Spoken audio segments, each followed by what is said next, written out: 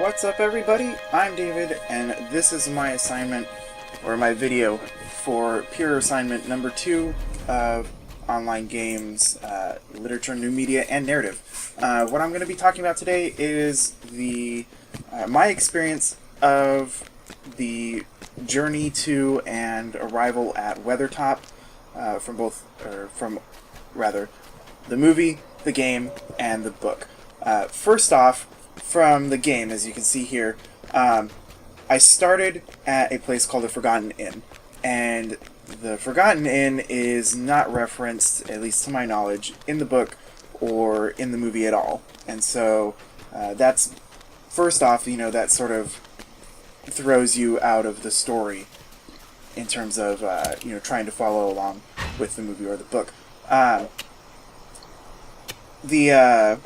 In the book, they actually travel a completely different route. They actually go north around Archet, and then they head straight east, and they come at it from the north instead of coming at it from the south, which is what I'm doing here. So all of this road here, which is basically this road that you see on the map, they just completely skip that altogether in the book. And in the movie, they really don't make any reference to which way they're going. They just sort of show the montage of, along Archet's travel. In the book, it takes them, once they leave Bree, about 6 days to get from Bree to Weathertop.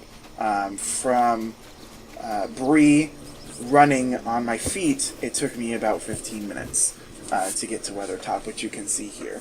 And I know that there's a big disconnect between scale of real life or fictional worlds and the scale of what's possible in a game, because obviously you don't want the world so big that you're going to be running around for 6 days to get somewhere.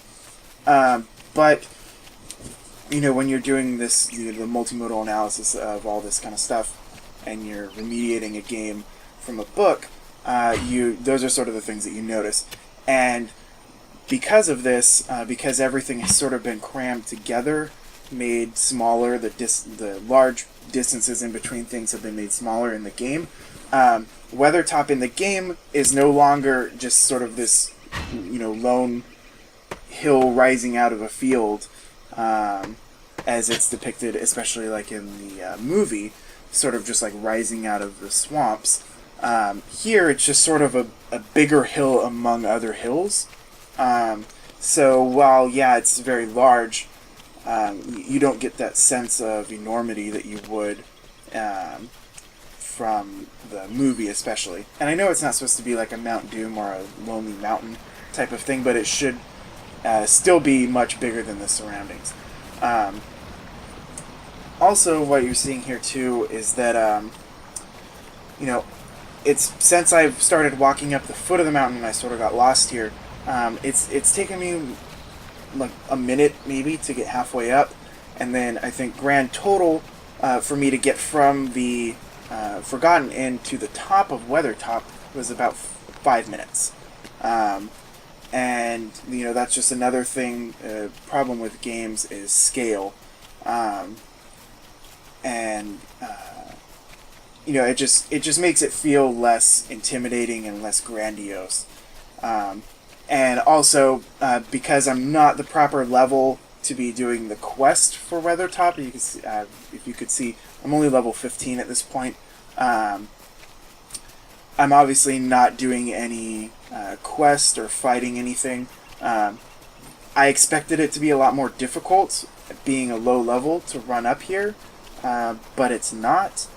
I just sort of ran by everything, and I know that the Nazgul aren't supposed to be here yet, or if they were in the game, then they've already gone.